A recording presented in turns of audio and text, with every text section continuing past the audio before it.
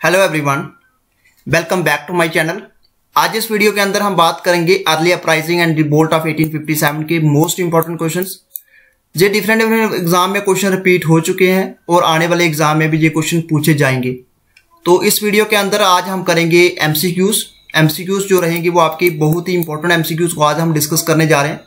अगर आप first time इस चैनल पे विजिट कर रहे हैं तो do like and subscribe my YouTube channel. So let's get started. आज का क्वेश्चन नंबर फर्स्ट रहेगा, who among the following was the first chairman of famine commission. पहले चेयरमैन बताने फर्स्ट फैमिन कमीशन के। सो ऑप्शन है आपके पास Richard Strachey, James Lyall, Anthony M MacDonald या all of the above. So answer बनेगा आपका जहां पे बनेगा आपका ए। रिचर्ड स्टैचे जो थे फर्स्ट चेयरमैन थे फर्स्ट फैमिन कमीशन की, ठीक है। और फर्स्ट फैमिन कमीशन के चेयरमैन थे रिचर्ड स्टैचे। जहां पे थोड़ा सा मैं आपको बताना चाहूंगा, Richard Strachey commission of 1880 was created to develop a general strategy and principle to deal with the famines. और उसके बाद ये फर्स्ट फैमिन कमीशन था जिसको कॉन्स्टिट्यूटेड किया गया था during the period of Lord Lytton. ये काफी इंपॉर्टेंट है। सो आंसर बनेगा आपका जहां पे आंसर ए। नेक्स्ट क्वेश्चन, इसमें से आपने बताना है कौन रिस्पॉन्सिबल था जिन्होंने इंट्रोड्यूस किया इंग्लिश को as official language in India. Lord William Bentinck, Sir Charles Wood, Marquess Dalhousie, Allan Octavian Hume, ठीक है, एओ ह्यूम। सो आंसर बनेगा आपका जहां पे आंसर ए, ठीक है। तो लॉर्ड विलियम बेंटिक इसका राइट आंसर है जिन्होंने इंट्रोड्यूस की थी इंग्लिश को एज ऑफिशियल लैंग्वेज। थोड़ा सा जहां पे मैं आपको बताना चाहूंगा, इंग्लिश को बनाया गया ऑफिशियल लैंग्वेज 1835 को। इसको किया गया किस, उस समय टेन्यूर किसका था, विलियम बेंटिक का। विलियम बेंटिक का जो टेन्यूर रहा है जो 1828 से लेकर 1835 तक रहा है, वो जो गवर्नर जनरल थे इंडिया के। अब इसके जो इन्होंने जो जहां पे डिसीजन लिया इंग्लिश को ऑफिशियल लैंग्वेज बनाने का, ये किसकी सजेशन पे लिया? ये लिया गया था थॉमस बेबिंगटन मैकेले की सजेशन पे, मिनट ऑन इंडियन एजुकेशन 1835 को। और इंग्लिश को बनाया गया language in higher education through the English education act of 1835, ठीक है। तो उस समय टाइम पीरियड था, उस समय गवर्नर जनरल थे जहां पे विलियम बेंटिक, और किसकी सजेशन पे लाया गया? थॉमस मैकेले की सजेशन पे इंग्लिश को ऑफिशियल लैंग्वेज बनाया गया। सो आंसर बनेगा आपका जहां पे ए। नेक्स्ट क्वेश्चन, लॉर्ड कर्जन जो है किसके लिए फेमस है या किसके लिए ज्यादा जाने जाते हैं? Universities act of 1904, partition of Bengal 1905, Indian council act 1892 या government of India act 1909। So answer बनेगा आपका जहां पे answer B, partition of Bengal 1905 को जो पार्टीशन हुई थी बंगाल की, उसके लेटर जो है उसके लिए जो है लॉर्ड कर्जन ज्यादा जाने जाते हैं। अब जहां पे थोड़ा सा मैं आपको बता दूं, जुलाई 20 1905 को लॉर्ड कर्जन ने जहां पे अनाउंस किया कि बंगाल को हम डिवाइड करने जा रहे हैं, ठीक है। तो बंगाल को डिवाइड करने का जहां पे डिसीजन लिया गया, बंगाल, ईस्टर्न बंगाल एंड असम। तो रीजन इसके पीछे क्या दिया ब्रिटिश गवर्नमेंट ने? इसके पीछे जो ब्रिटिश गवर्नमेंट का रीजन था, ये था कि बंगाल जो है एक बहुत बड़ा एरिया है और सिंगल प्रोविंशियल गवर्नमेंट के लिए इसको चलाना काफी मुश्किल है, तो इसलिए हम बंगाल को डिवाइड कर रहे हैं, ठीक है। उसके पीछे रीजन और थे, बंगाल में जो है पॉलिटिकल जो है इश्यूज ज्यादातर बढ़ते जा रहे थे और वो ज्यादातर लोग जो थे ब्रिटिशर्स के अगेंस्ट थे। तो इसको रीजन को इन्होंने दूसरा रीजन देते हुए जहां पे बंगाल को डिवाइड करने के लिए बोल दिया है, ठीक है। तो बंगाल को डिवाइड किया गया 1905 को, और उस समय जो थे वाइसराय थे उस समय लॉर्ड कर्जन थे। तो आंसर बनेगा आपका B, partition of Bengal 1905। Next question, no taxation without representation. ये पॉपुलर स्लोगन है, किसका है? इंडियन फ्रीडम स्ट्रगल का, American war of independence, Russian revolution या फ्रेंच रेवोल्यूशन। सो आंसर बनेगा आपका जहां पे आंसर बी, ठीक है। तो अमेरिकन वार ऑफ इंडिपेंडेंस जो थे काफी इसमें जो है डिफरेंट एग्जाम में क्वेश्चन पूछा गया, नो टैक्सेशन विदाउट रिप्रेजेंटेशन। ये पॉपुलर स्लोगन रहा है अमेरिकन वार ऑफ इंडिपेंडेंस का। नेक्स्ट क्वेश्चन, इसमें से आपने बताना है कि कौन सी स्टेटमेंट जो है गवर्नमेंट ऑफ इंडिया एक्ट 1935 से रिलेटेड करेक्ट है। इट इंट्रोड्यूस प्रोविजनल एटॉनमी, बिल्कुल सही है। It purpose of federation of India, बिल्कुल सही है। It propose for the establishment of a federal court. तो ये ऑप्शन आपके तीनों के तीनों सही है। सो आंसर क्या बनेगा आपका? First, second and third, option A, ठीक है। तो ऑप्शन ए इसका राइट आंसर बनेगा जहां पे फिफ्थ क्वेश्चन का। नेक्स्ट क्वेश्चन, आपने बताना कि ब्रिटिश प्राइम मिनिस्टर कौन थे जब सेकंड राउंड टेबल जो है कॉन्फ्रेंस हुई थी, ठीक है। Who was the British prime minister at the time of second round table conference? Clement Attlee, Neville Chamberlain, Ramsay MacDonald या none of this. So answer बनेगा आपका जहां पे आंसर सी, ठीक है। तो रैमसे मैकडोनाल्ड जो थे उस समय ब्रिटिश प्राइम मिनिस्टर थे जब सेकंड राउंड टेबल कॉन्फ्रेंस होती है।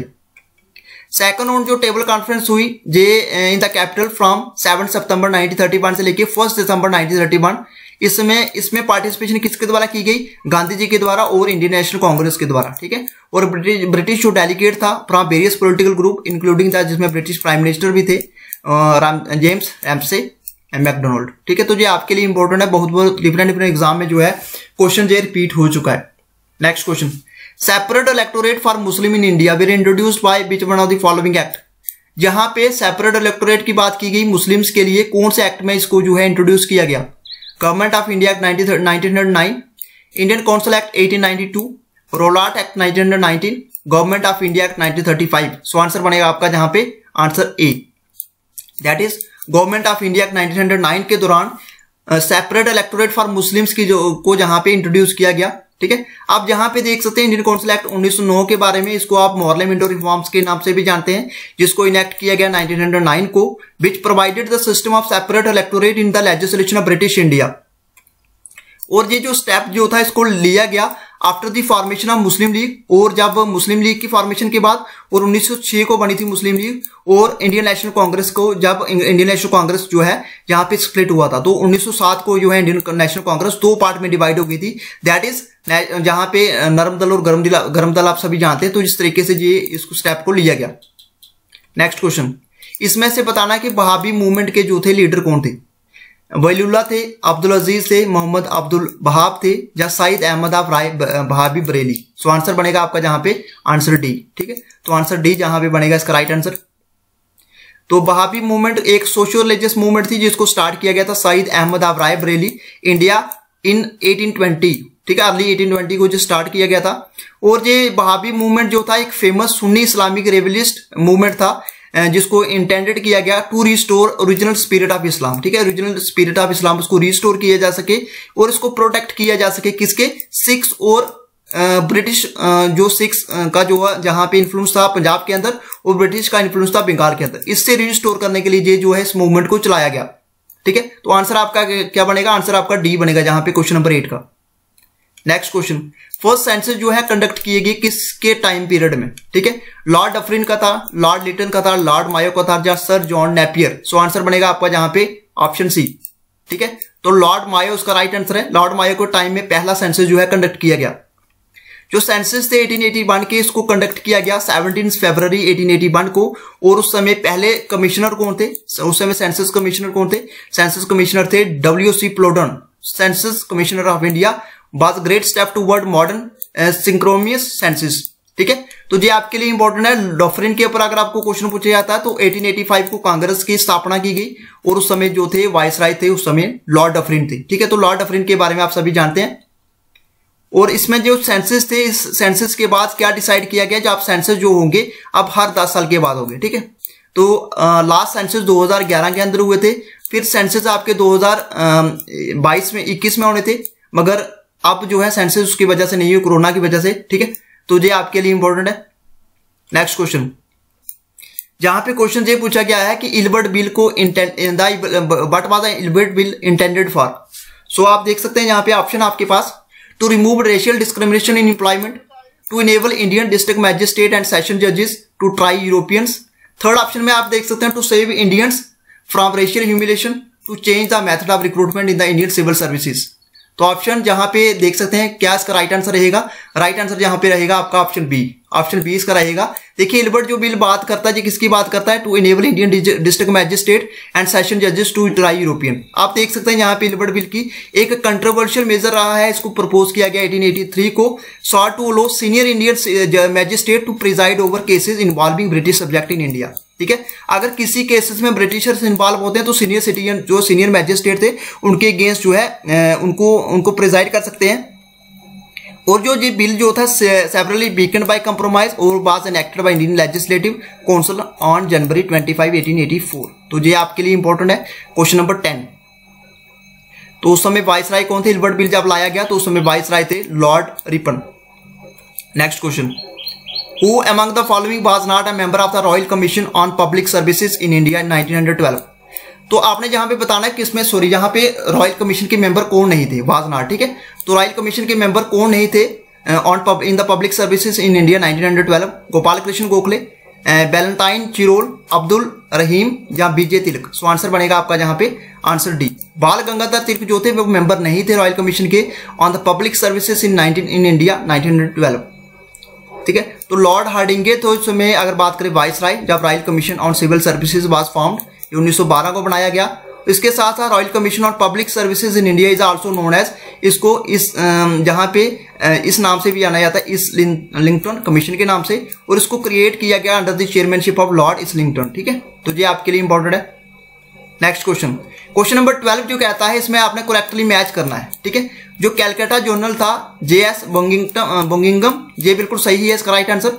बैंगदूत जो है ये राजा राम राय, बिल्कुल सही है। हिंदुस्तान टाइम सुंदर सिंह लियालपुरी, बिल्कुल सही है। तो आंसर आपका डी बनेगा जहां पे ऑल ऑफ दीज। ठीक है, तो ऑल ऑफ दीज इसका राइट आंसर रहेगा।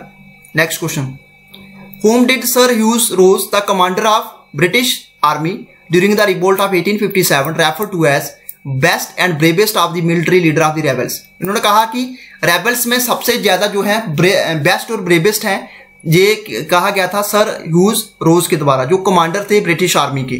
तो इसमें इन्होंने किसके बारे में बोला था? कनवर सिंह के बारे में, तांत्या टोपे, रानी लक्ष्मीबाई या नाना साहिब। सो आंसर बनेगा आपका जहां पे आंसर सी, रानी लक्ष्मीबाई के बारे में इन्होंने बोला था कि ये बेस्ट और ब्रेवेस्ट है of the military leader of the rebels में। Next question, Who among the following had repealed the Vernacular Press Act? Vernacular Press Act को रिपील किसके द्वारा किया गया? लॉर्ड लिटन के द्वारा, लॉर्ड रिपन, लॉर्ड डफरिन या लॉर्ड लैंडस्टोन। सो आंसर आपका जहां पे लिखा हुआ है लॉर्ड रिपन। लॉर्ड रिपन इसका राइट आंसर है। जहां पे मैं आपको बताना चाहूंगा वर्नाकुलर प्रेस एक्ट के बारे में बहुत ही इंपॉर्टेंट चीज। देखिए, लॉर्ड लिटन जो थे इन्होंने इंट्रोड्यूस किया वर्नाकुलर प्रेस एक्ट 1878 को। ठीक है, और वर्नाकुलर प्रेस एक्ट क्या रिस्ट्रिक्ट करता है? वर्नाकुलर प्रेस एक्ट रिस्ट्रिक्ट करता है न्यूज़पेपर को, जो ऐसा न्यूज़पेपर जो पब्लिश किया जाता है to publish any material that might excite feeling of dissatisfaction against the British government. ठीक है, तो वर्नाकुलर प्रेस एक्ट को रिस्ट्रिक्टेड किया गया। ठीक है, जो भी न्यूज में कोई ब्रिटिश के अगेंस्ट कोई चीजें छापी जाती हैं उसको टोटली रिस्ट्रिक्ट किया गया। और जो इसको रिपील किया गया 1881 को लिटन के द्वारा। सक्सेसर इसके कौन थे? लिटन के बाद जो वाइसराय बने वो बने थे लॉर्ड रिपन। लॉर्ड रिपन ने इसको क्या किया? इसको वापिस से रिपील किया, और the resentment it produced among Indians became one of the catalyst giving rise to India's growing independence movement। ये आपके लिए इंपॉर्टेंट है। Next question, who prescribed the separate electorate for India on the basis of the communal award in August 1932? तो इसमें से आपने बताना कि किसके द्वारा प्रिस्क्राइब किया गया था separate electorate for Muslim India on the basis of the communal award? Lord Irwin, Ramsay MacDonald, Lord Linlithgow, Winston Churchill. So answer बनेगा आपका जहां पे बनेगा बी। ठीक है, तो रैमसे मैकडोनाल्ड इसका राइट आंसर है।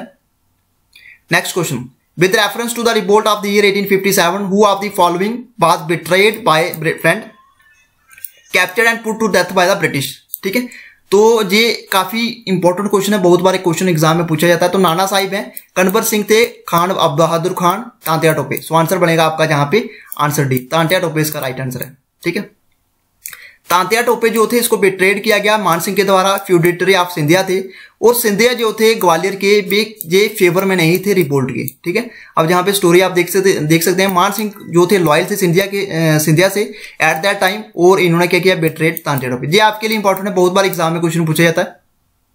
Next question, the introduction of local self government in the modern period of India is associated with the administration of. ठीक है, इंट्रोडक्शन जो है local self government modern India में is associated with the administration. Lord Ripon, Lord Irwin, Lord Dufferin और Lord Canning. बहुत ही simple question, answer आपका जहां पे बनेगा ए। ठीक है, लॉर्ड रिपन को फादर बोला जाता है इंडिया का लोकल सेल्फ गवर्नमेंट का। ठीक है, next question, government of India act 1935 was based on. जो 1935 एक्ट आया था गवर्नमेंट ऑफ इंडिया एक्ट 1935, से किसके ऊपर बेस है?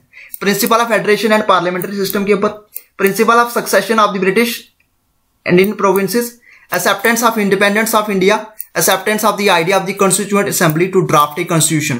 सो जहां पे आप देख सकते हैं इसका राइट आंसर क्या रहेगा? राइट आंसर जहां पे आपका ये रहेगा, जहां पे that is principal of federation and parliamentary system. ठीक है, तो गवर्नमेंट ऑफ इंडिया एक्ट 1935 इसके ऊपर आधारित है।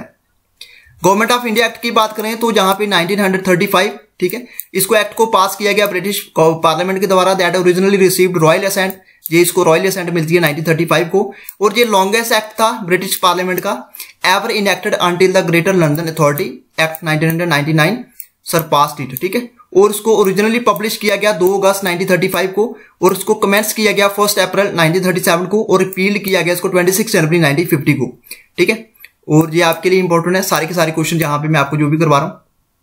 क्वेश्चन नंबर 19, डायरची जो है इसको इंट्रोड्यूस किया गया in India under parliamentary reforms में, Montford reform, Simon Commission, Government of India act 1935। So answer बनेगा आपका जहां पे आंसर बी, मॉन्टफोर्ड रिफॉर्म के दौरान इसको क्या किया गया, इसको इंट्रोड्यूस किया गया। तो मोंटेगो चैम्सफोर्ड, जहां मॉन्टफोर्ड, ये दोनों एक ही हैं। ठीक है, अगर क्वेश्चन एग्जाम में पूछा गया तो कंफ्यूज करने के लिए डाला जा सकता है, तो जो दोनों एक हैं। जहां पे थोड़ा सा मैं आपको बता दूं, इस एक्ट को इंट्रोड्यूस किया गया डायरची। डायरची का मीनिंग क्या है, rule of to individual parties for the executive at the level of the provincial government, और dyarchy was implemented in 8 provinces में इसको इंप्लीमेंट किया गया। आप देख सकते हैं यहाँ पे Assam, Bengal, Bihar, Orissa, Central Provinces, United Provinces, Bombay, Madras and Punjab के अंदर इसको इंट्रोड्यूस किया गया। Next question, who was the viceroy of India when the Rowlatt Act was passed. Rowlatt Act जब पास किया गया उस समय वाइसराय कौन थे इंडिया के, लॉर्ड इरबन थे, लॉर्ड रेडिंग थे, लॉर्ड चैम्सफोर्ड थे, या लॉर्ड बेवेल थे। सो आंसर बनेगा आपका जहां पे answer C, Lord Chelmsford. Lord Chelmsford थे, रोलार्ड एक्ट जब पास किया गया उस समय वाइसराय। रोलार्ड एक्ट को पास किया गया ब्रिटिश गवर्नमेंट के द्वारा to increase the grip on power over the common folk. अब रोलार्ड एक्ट के बारे में आप सभी जानते हैं, 1919 को लाया गया। इसका मेन मकसद क्या था, मेन इसका ये था कि कोई भी अगर पर्सन ब्रिटिशर्स के अगेंस्ट कोई भी साजिश करता है, या सस्पिशियस पर्सन उनको पता चलता है कि ये हमारे खिलाफ साजिश कर रहा है, तो उनको जो पावर थी उसको अरेस्ट कर सकते हैं किसी भी पर्सन को विदाउट एनी ट्रायल। ठीक है, तो बिना किसी ट्रायल उस पर्सन को अरेस्ट कर सकते हैं। ये रोलार्ड एक्ट की सारी स्टोरी आप जहां पे देख सकते हैं। तो ये था फ्रेंड्स आज का हमारा वीडियो, जिसमें हमने जहां पे काफी इंपॉर्टेंट क्वेश्चंस को डिस्कस किया। कैसा लगा वीडियो कमेंट बॉक्स में जरूर बताइएगा। वीडियो अच्छा लगा तो वीडियो को लाइक करें, शेयर करें और सब्सक्राइब करें हमारे यूट्यूब चैनल को। अगर आप चाहते हैं आपके लिए मैं कोई स्पेशल वीडियो लेके आऊं तो आप जरूर कमेंट बॉक्स में मुझे कमेंट कर सकते हैं। Thanks for watching this video.